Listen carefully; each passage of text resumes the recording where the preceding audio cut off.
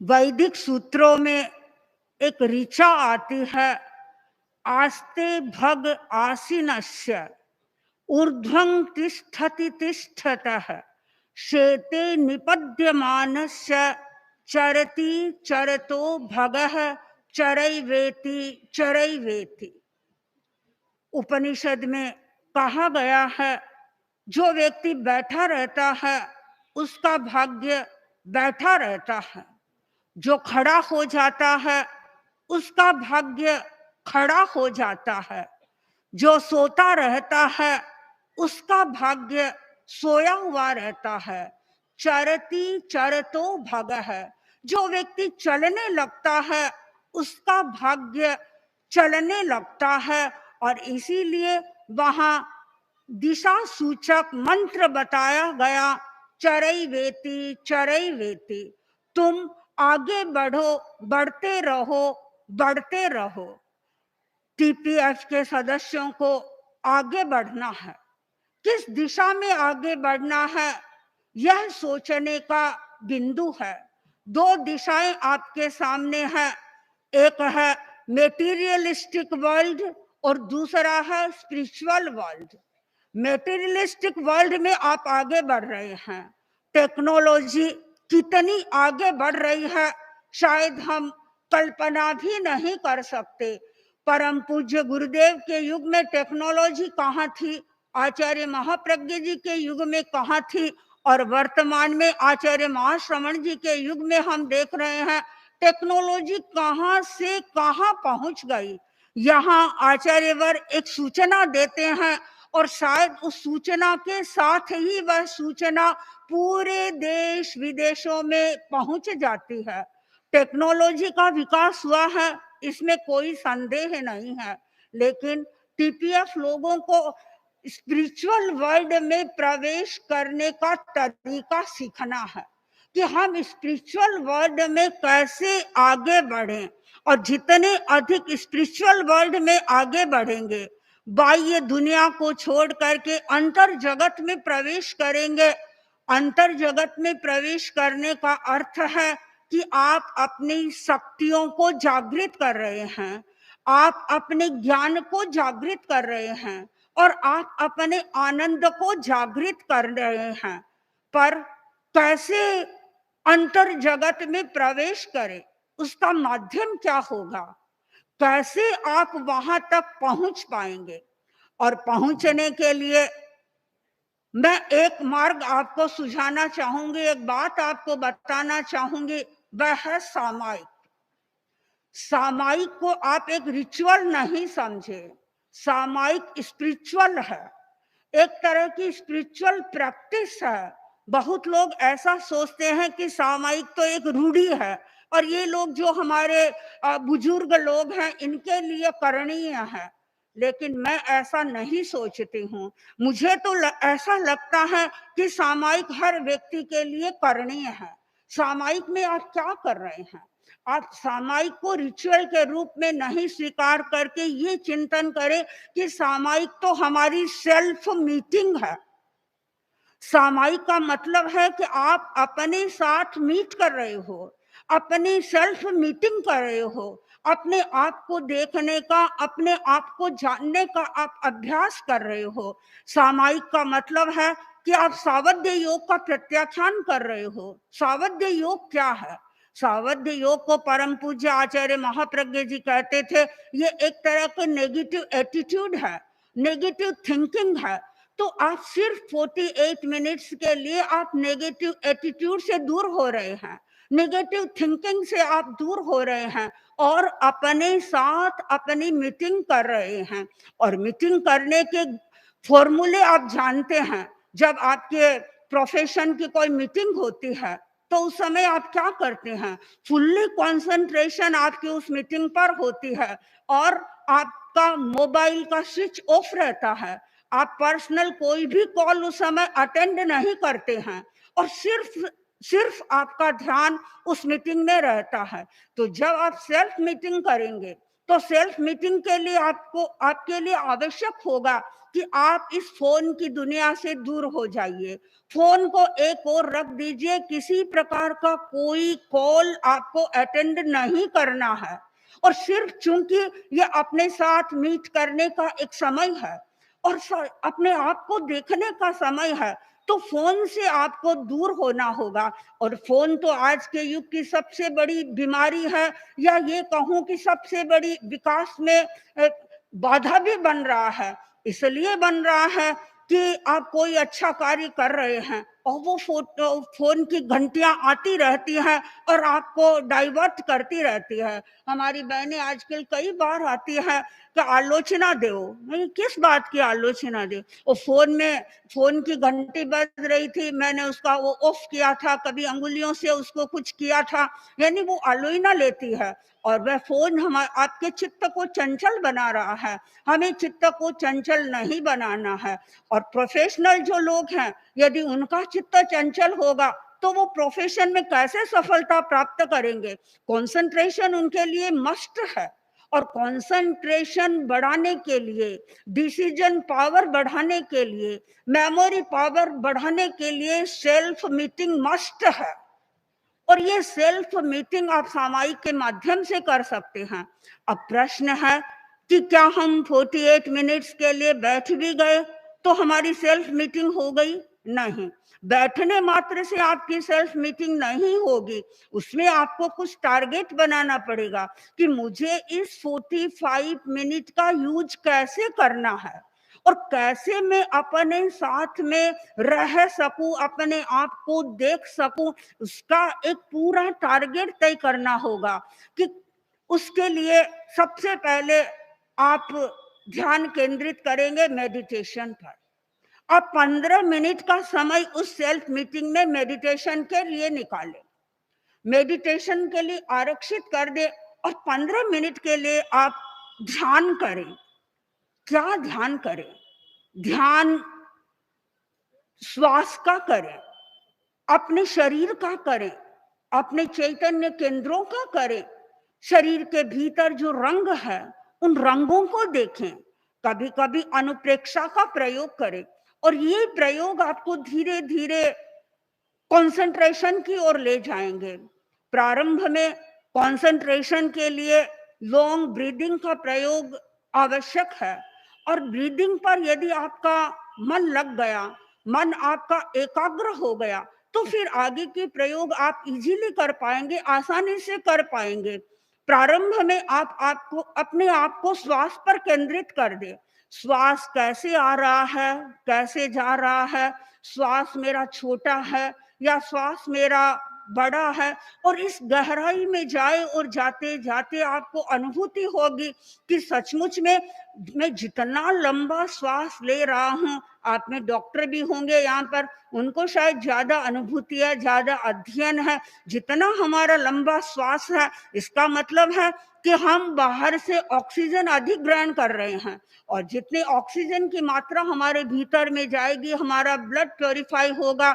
और जितना ब्लड, मैं सेल्फ मीटिंग की चर्चा कर रही थी, सामायिक का अर्थ है सेल्फ मीटिंग, और सामायिक में 15 मिनट के लिए हम ध्यान का प्रयोग करें, श्वास की काउंटिंग करें कि 1 मिनट में हम कितने श्वास ले रहे हैं, और धीरे धीरे आगे चल करके इस स्थिति में पहुंच जाना है कि 1 मिनट में हम सिर्फ एक ही श्वास ले, हम श्वास को रोक भी सके और श्वास को बिल्कुल सिस्टेमेटिक बना ले, रिदमिक श्वास को बना ले।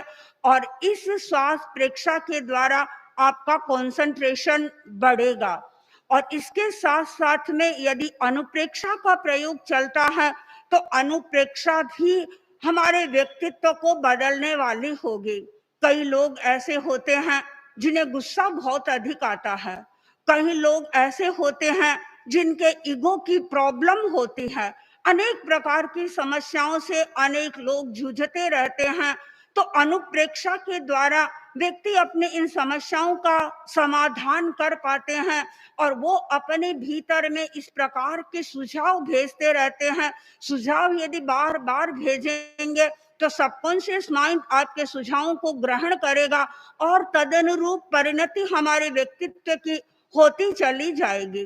तो सेल्फ मीटिंग के समय में 15 मिनट के लिए आप मेडिटेशन करें और उसके बाद जो अगले 15 मिनट हैं उनको आप चांटिंग ऑफ मंत्र यानी मंत्र का प्रयोग करें। मंत्र के प्रयोग के द्वारा भी आपकी एकाग्रता बढ़ सकती है। नमस्कार महामंत्र का प्रयोग कर सकते हैं, ओम भिक्षुका के मंत्र का प्रयोग कर सकते हैं, नमस्कार महामंत्र का प्रयोग परम पूज्य आचार्य नमो सिद्धाणं का प्रयोग करवाते हैं, श्वास के साथ करवाते हैं। यदि श्वास के साथ में मंत्रों का प्रयोग किया जाए तो वो भी हमारी कंसंट्रेशन को बढ़ाने वाला होता है। तो 15 मिनट तक आप चैंटिंग ऑफ मंत्र करें और उसके बाद अगले 15 मिनट के लिए आप स्वाध्याय करें, अच्छी पुस्तक पढ़ें और पुस्तकों के द्वारा आप अपने ज्ञान का संवर्धन करें।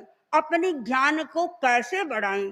टीपीएफ के सदस्यों के लिए आवश्यक होगा कि वे जैन धर्म के बारे में अच्छी जानकारी रखें, तेरा पंथ के बारे में अच्छी जानकारी रखें। क्योंकि आप लोगों में टैलेंट है तो टैलेंट के कारण आप अच्छा पढ़ भी सकते हैं और दूसरों को आप समझा भी सकते हैं। तो आप डेली यदि 15-15 मिनट पढ़ते रहेंगे तो इससे आपका ज्ञान बढ़ेगा। एक समय था जब पूज्य गुरुदेव के सामने लोग आते थे और कहते थे कि हम क्या पढ़ें, और अब सिचुएशन बदल गई है, स्थितियां बदल गई है और अब स्थिति ये आ गई है कि हम क्या क्या पढ़ें। यानी अनेक पुस्तकें, परमाराध्य आचार्य वर्ग की भी अनेक पुस्तकें हैं जो आपको आपके तात्विक ज्ञान को पुष्ट करने वाली होगी, जैन धर्म के बारे में बताने वाली होगी और तात्विक ज्ञान के बारे में जानकारी देने वाली होंगी। तो आप आचार्य वर्ग के साहित्य का अध्ययन कर सकते हैं, परम पूज्य आचार्य महाप्रज्ञ जी के साहित्य का भी अध्ययन कर सकते हैं और गुरुदेव श्री तुलसी के साहित्य का अध्ययन कर सकते हैं। लेकिन जो पढ़े उसको गहराई से पढ़े। एक पैराग्राफ आपने पढ़ा है तो खाली उसको पढ़े नहीं, खाली श्रवण या पढ़ने तक उसे सीमित नहीं रखें। श्रवण, मनन और निधिध्यासन की स्थिति तक जाएं, तब आपका ज्ञान मैच्योर होगा, आपका ज्ञान परिपक्व होगा। और जब आपका ज्ञान परिपक्व होगा तब आप दूसरों को कुछ समझा सकेंगे। तो 15 मिनट के लिए आप डेली स्वाध्याय करें। राजस्थानी में कहा जाता है नित बड़ी होती है, यानी थोड़ा थोड़ा पढ़कर के भी हम बहुत कुछ हासिल कर सकते हैं। तो सेल्फ मीटिंग एक ऐसा प्रयोग है जिसमें 15 मिनट के लिए आप स्वाध्याय का प्रयोग कर सकते हैं और स्वाध्याय के द्वारा आप अपने अध्ययन को बढ़ा सकते हैं, आप अपने ज्ञान को बढ़ा सकते हैं। और जब व्यक्ति की ज्ञान चेतना विकसित होती है तो वह अनेक प्रकार की समस्याओं को समाहित भी कर देता है। और उसके बाद में आपके पास में 2-3 मिनट या 5 मिनट का समय अवशिष्ट रहता है। उस अवशिष्ट समय का उपयोग आप एक अच्छा सा कोई गीत जो आपको रुचिकर लगे उस गीत को आप सीखें और इस गीत को रोजाना अपने स्वाध्याय का विषय बनाएं। और वो गीत ऐसा गीत हो जो आपके भीतर एंडोर्फिन रसायन को पैदा करने वाला हो और जिसके उच्चारण के साथ में ही आपको एक आनंद की अनुभूति होने वाली हो। तो इस प्रकार आप 48 मिनट्स के लिए सेल्फ मीटिंग करना सीखें। और हम बराबर इस बात को ध्यान रखें कि सामायिक कोई रिचुअल नहीं है, ये एकदम प्योर स्पिरिचुअल प्रैक्टिस है और ये हमारे भीतर अध्यात्म का दीपक प्रज्वलित करने वाली है। हमें अध्यात्म का दीप ही प्रज्वलित करना है और अध्यात्म का दीप प्रज्वलित करने के लिए हम सामायिक करें या हम सेल्फ मीटिंग करें। और जो व्यक्ति सेल्फ मीटिंग करना सीख लेता है उससे उसको जो आनंद की प्राप्ति होती है, उससे जो उसको एक मानसिक आह्लाद या मानसिक शांति की अनुभूति होती है, उसकी तुलना वह किसी के साथ नहीं कर सकता। मुझे विश्वास है हमारी टीपीएफ के सदस्य जो मीटिंग अनेक प्रकार की मीटिंग करते हैं अपने प्रोफेशनल लाइफ में सक्सेस को प्राप्त करने के लिए, तो अपने आध्यात्मिक जगत में प्रवेश करने के लिए अवश्य वे सेल्फ मीटिंग करें और सेल्फ मीटिंग के साथ ही मैं एक बात और कहना चाहूंगी, वह यह है, एक बार जेनेवा में एक मीटिंग हो रही थी। अनेक विद्वानों ने उस मीटिंग में भाग लिया। प्रश्न आया कि इंडिया में ग्रोथ हो रही है और उस ग्रोथ का कारण क्या है। तो अनेक लोगों ने समीक्षा की और समीक्षा करके कुछ बिंदु निकाले, और उन बिंदुओं में पहला बिंदु था कि भारतीय लोगों में इंटेलिजेंसी है और इंटेलिजेंसी के कारण वे आगे बढ़ रहे हैं। दूसरा बिंदु सामने आया कि भारतीय लोगों के पास में इंट्यूशन पावर है और वो इंट्यूशन पावर के कारण भी आगे बढ़ रहे हैं। तीसरी बात सामने आई कि भारतीय लोग हैं वो इंडस्ट्रियस है, यानी उद्यमशील है, प्रयत्नशील है। और जैसा कि मैंने कहा, जो व्यक्ति प्रयत्न करता है वह आगे बढ़ता है। तो भारतीय लोग इसलिए प्रोग्रेस कर रहे हैं कि वो प्रयत्नशील है।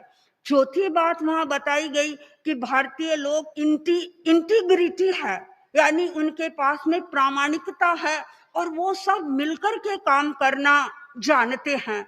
पांचवी बात वहां बताई गई इनोवेशन, यानी उनका माइंड क्रिएटिव माइंड है, वो क्रिएटिविटी में विश्वास करते हैं और क्रिएटिव वर्क भी करते रहते हैं, इसलिए भारतीय लोग ग्रोथ कर रहे हैं। मुझे पता नहीं इस मीटिंग से क्या निष्पत्ति आई क्या नहीं आई, लेकिन मैं टीपीएफ के लोगों से अवश्य कहना चाहूंगी कि वे अपने इंटेलिजेंसी को बढ़ाएं, अपने इंट्यूशन पावर को बढ़ाएं, वे इंडस्ट्रियस बने, वे इंटीग्रिटी में विश्वास करें और इनोवेशन करें। जितना अधिक इनोवेशन होगा, आपका प्रोफेशनल फील्ड में आपकी अधिक गति होगी, और जितनी आपकी स्पिरिचुअल गति होगी उतना आपका विकास होगा, हमारे संघ का विकास होगा, और तभी आप आचार्य वर्ग के सपने को सच में बदल सकते हैं। आचार्य वर्ग बहुत बार अपने प्रवचनों में फरमाते हैं कि मैं मतलब दुकान में बहुत सारी चीजें होती है, लेकिन आप अपनी दुकान में नैतिकता की देवी की स्थापना करें। तो हमारी टीपीएफ के लोग इस नैतिकता को समझे, अपने क्रिएटिव माइंड का उपयोग नैतिकता को बढ़ाने में करें, ईमानदारी से सारे कार्यों को संपन्न करें, तो निश्चित रूप से आप आचार्य वर्ग के सपने को साकार कर सकते हैं। और उस सपने को साकार करने के लिए सेल्फ मीटिंग भी करना सीखें। जितने अधिक आप सेल्फ मीटिंग में विश्वास करेंगे, निश्चित रूप से आप भीतर के जगत में प्रवेश करेंगे। ओम अर्थ।